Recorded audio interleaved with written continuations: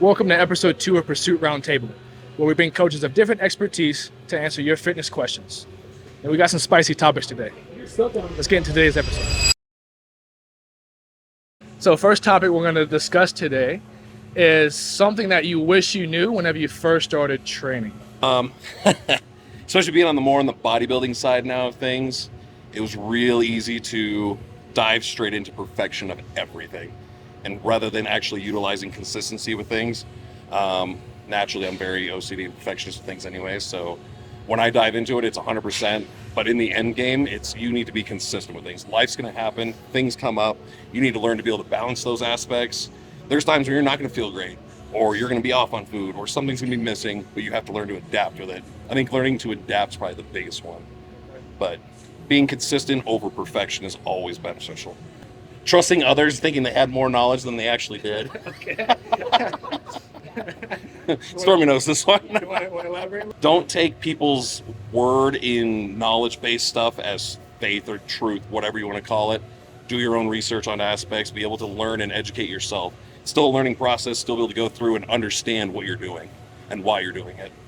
Plus, it'll just make you better at whatever you're doing, whether it's sports performance-wise, bodybuilding-wise, just weightlifting in general, or understanding nutrition aspects. It's just do your own research on your own.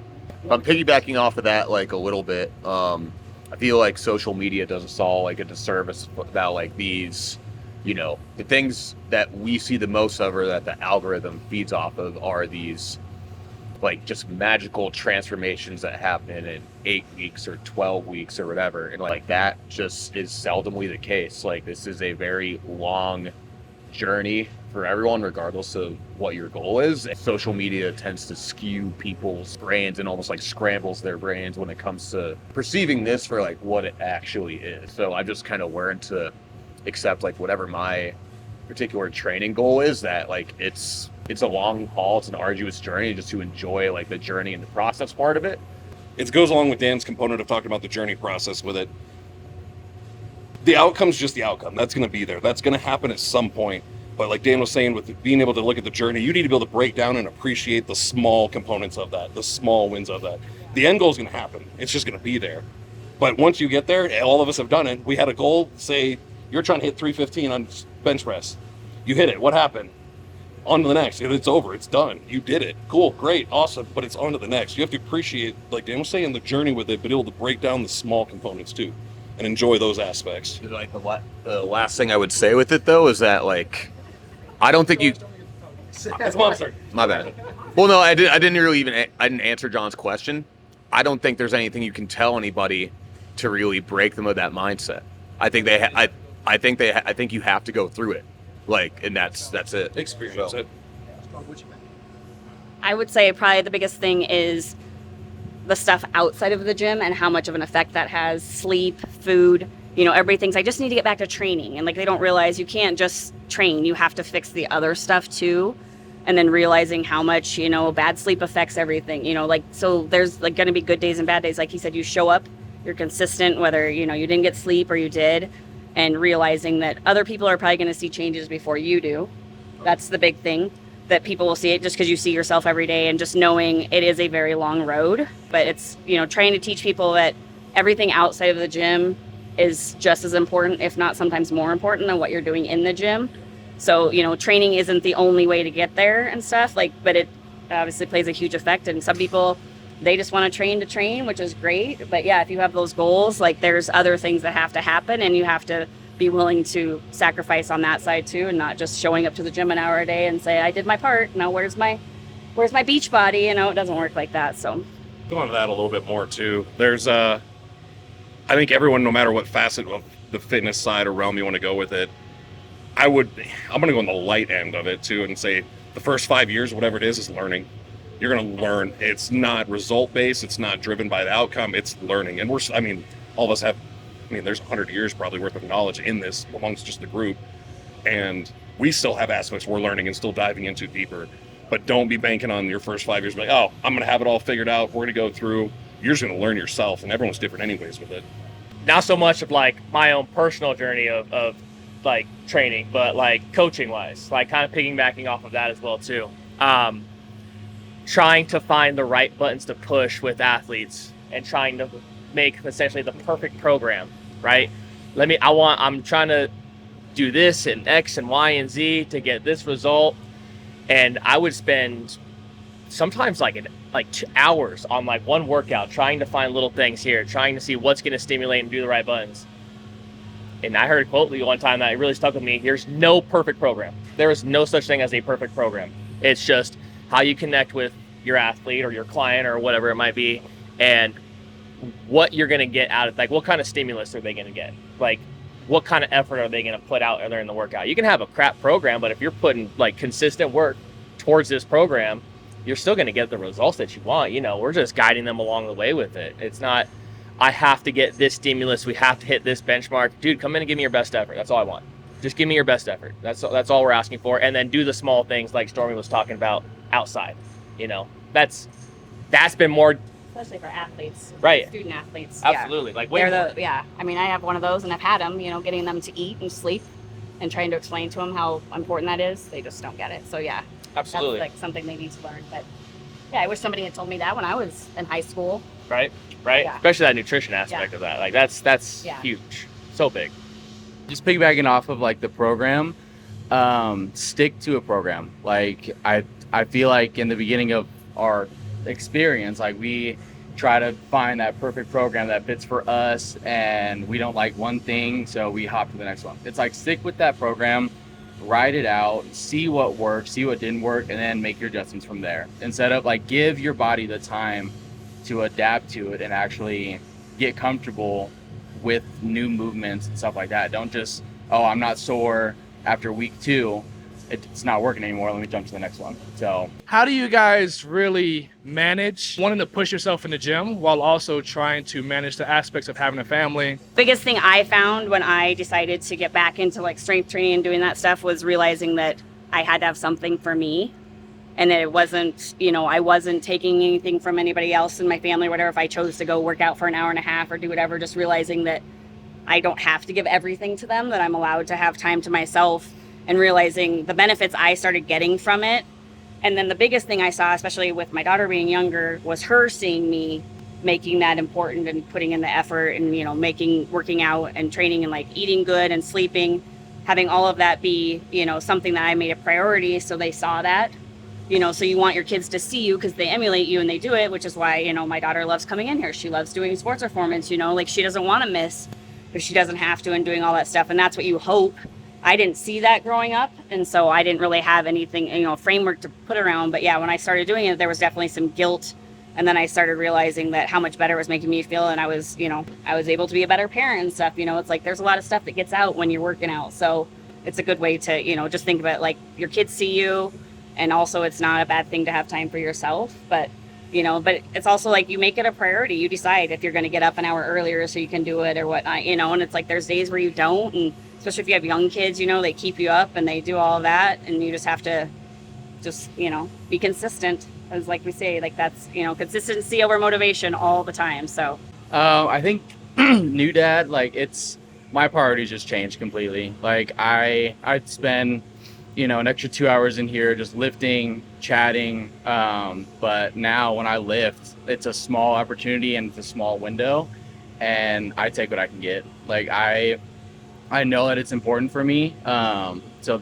the not going home right after I'm done with work is the hardest thing, because I know he's at home. I can go spend time with him, but it's so important to me. I'm going to find time to make it happen. One, that way he knows what priorities look like. And he knows that it can be done. Like it's going to be shitty at sometimes, and you're going off no sleep and you're just sandbagging it, but you make it a priority, you get it done, because you know that's what's best for yourself and him. Like I want to be a strong dad. I don't want to be the dad who can't do it, who can't go pick up his son when he's, you know, a toddler because my back hurts. Like I'm training for a different reason now. It's for my son.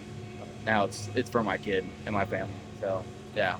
If there's anything that like taught me or made me have to learn like as quick as possible that this does not have to be perfect, it was having to, like, you know, put family first and put this second. Like before I did have a family, like I was way more likely to be way overly analytical and too like nitpick myself if I didn't get anything perfect, right? Like if I did that now in my current life, now being the dad, like I would drive myself even more insane than before I had a family. Like, so it's really, for me, taught me to like appreciate and learn the lesson that like everything in here doesn't have to be perfect. Like that is just, that's made me learn that forced me to learn that. Like that was a journey that I had to go through. And so my whole bodybuilding career's been around with a family. But I knew from that moment on, my balance and my structure was priorities, was family first. The kids were first on there. I got my stuff done when I needed to get it done, but would make sure that everything else is balanced. I mean, I still struggle with the times. Like there's days where I don't like to miss any of their practices even, but I'm like this is the only time I'm going to get this training in or this coaching or something in. Like I have to go through here. There's going to be times that you have to kind of be able to prioritize that. Now, do you need to be there for everything? I hate saying this. No, it's hard for me, and I struggle with that one. Hard for me too. That was one of my biggest problems. You want to be there for everything. I mean, we talked about that before too. Like you want to be there for all the stuff, and you should be present. But there's a difference between being there just to be there and being present with them and doing the things. So it's being able to understand that, and it's the same thing in the gym. Whether being present in the gym or actually being active in the gym and doing it and doing your training. Ooh, I do. So yes, newly engaged, don't have kids, but we do get a new puppy. His name's Mac. Shout out Mac. Shout out Hannah. Love you guys. But no, like I've had to struggle with that because I've always been like workaholic. Like since the last time I was 15, I've always played sports and have worked at least part time since I was 15 years old. But what I've learned the last couple of years is like once I get home, and this is my rule here, is like 8:30, 9 o'clock. Unless it's an emergency, I just leave it at home. Like I just leave work at work. Like athlete texts me, hey, can I come in on such and such day, this or that? I'll get to it tomorrow. Yeah. Like I set a time at night. If you text me past this time, I'm not gonna respond to it until the very next morning. Like I have to like kind of separate both of those right there, honestly, because if I don't, I'm just gonna find myself up until about 11 o'clock, 12 o'clock at night, still working, and then the very next day, no sleep. Now I'm not good at work.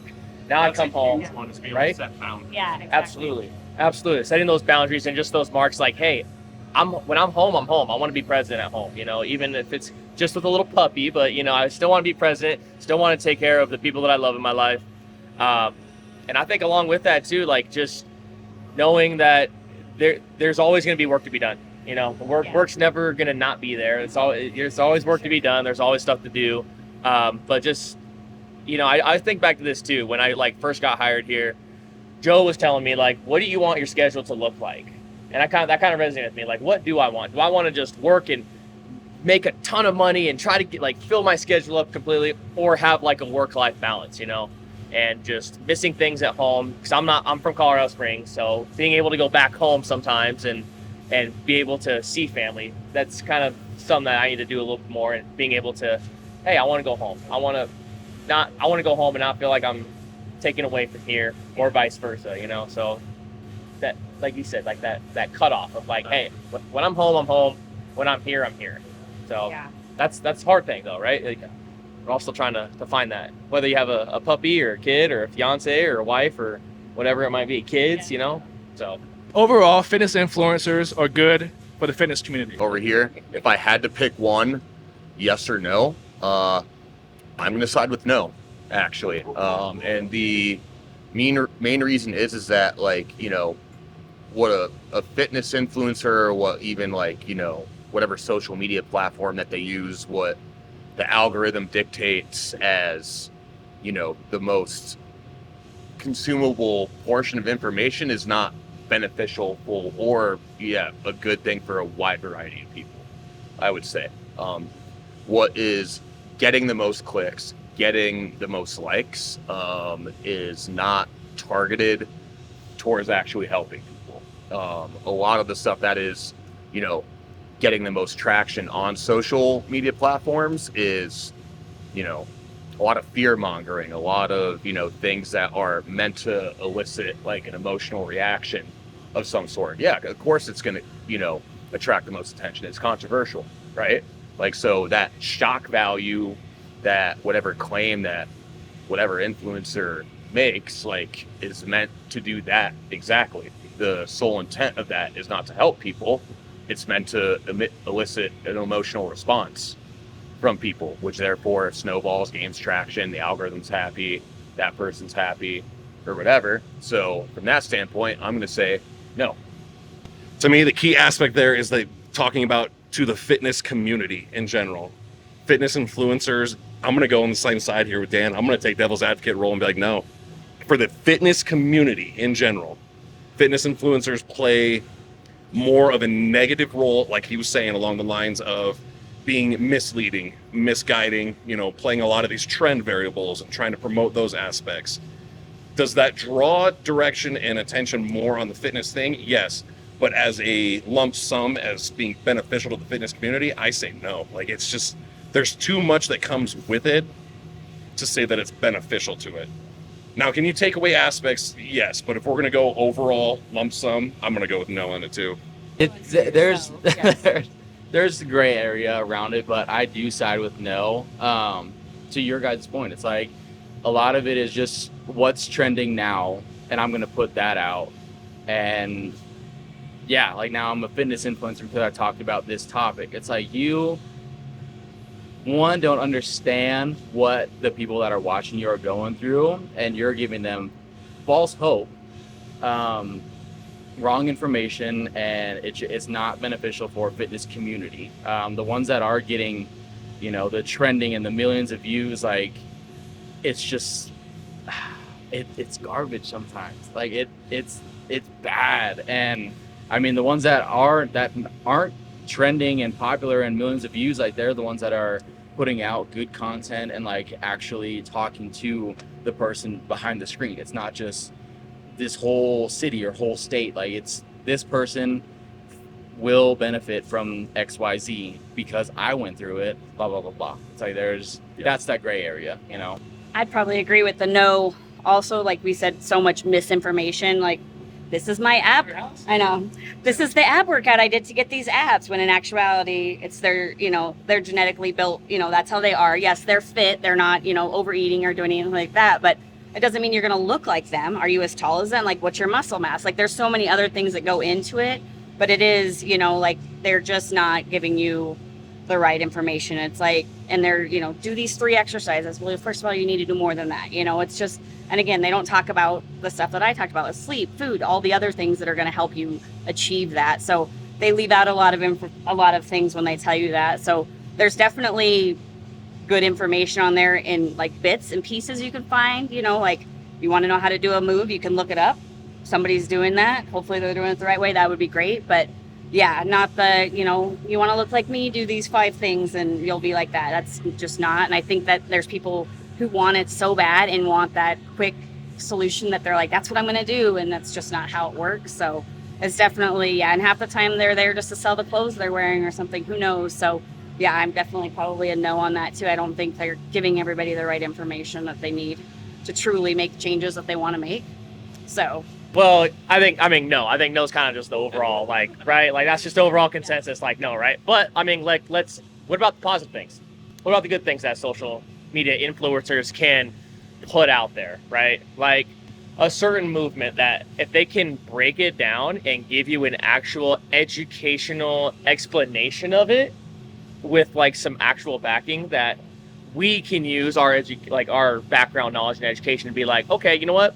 No, he's right. He's onto something right there.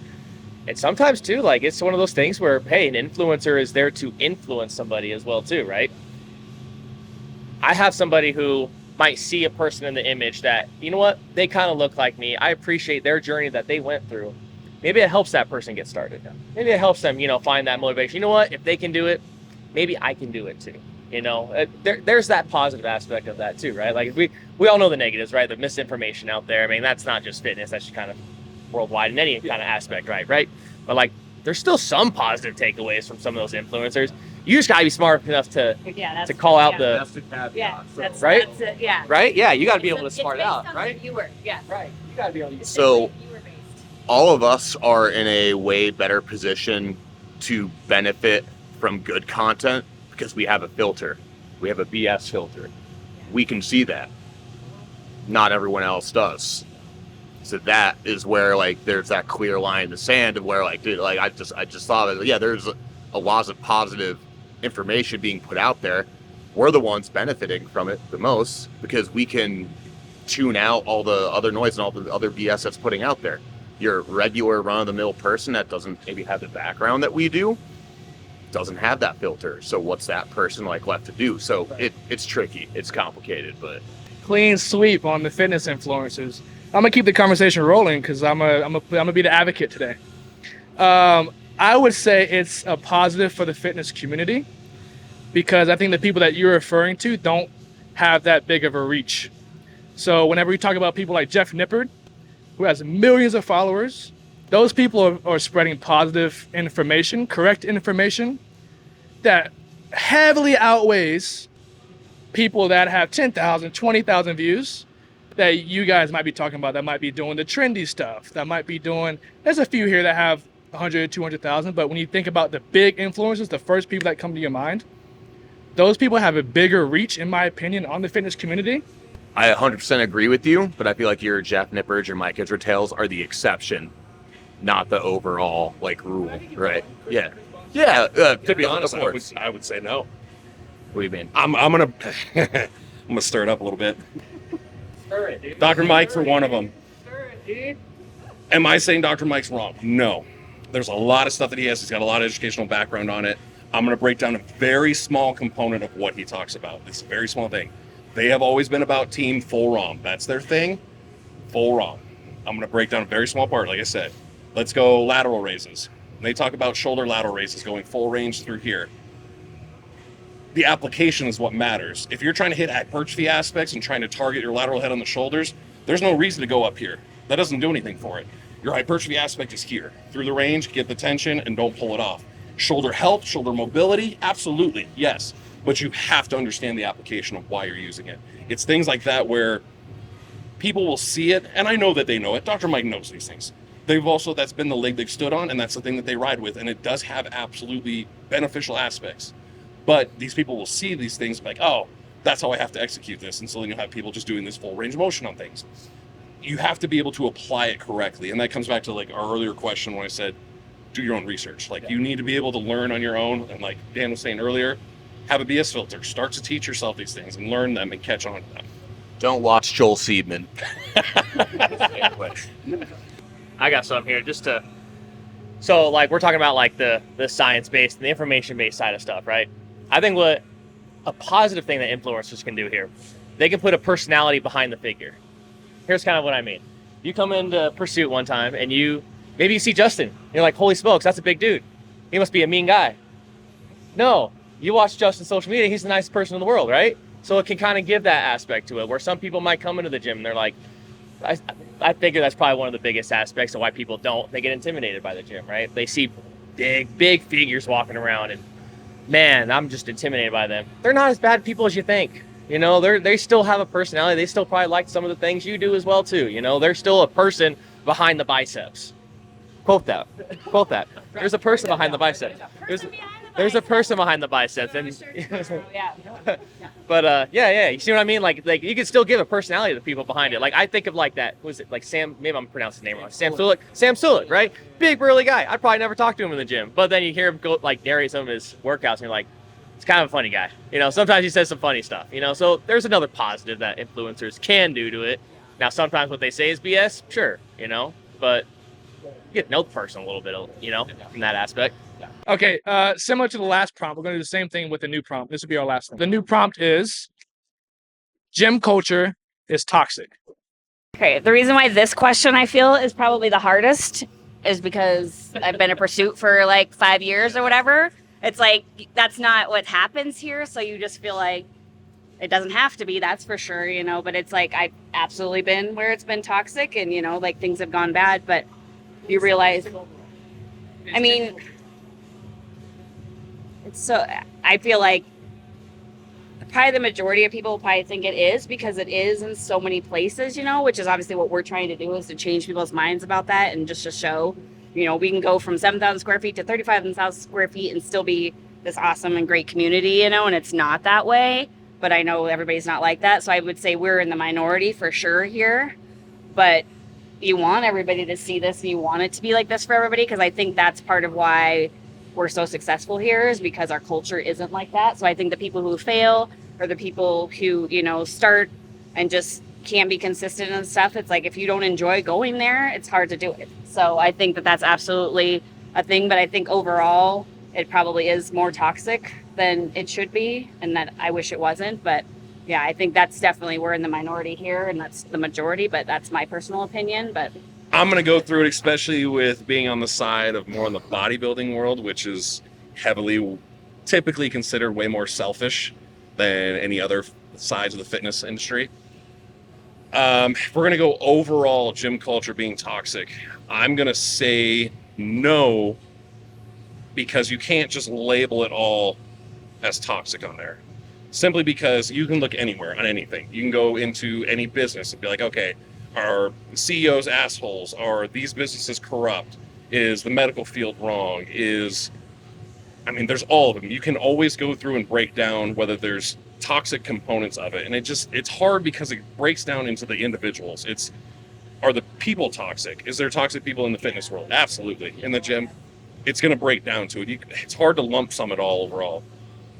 But if you're going to label it as toxic or not, there's more benefit out of it, because if you can actually fall into some sort of gym routine, fitness routine, you're going to gain more benefit for yourself than negative being in that culture.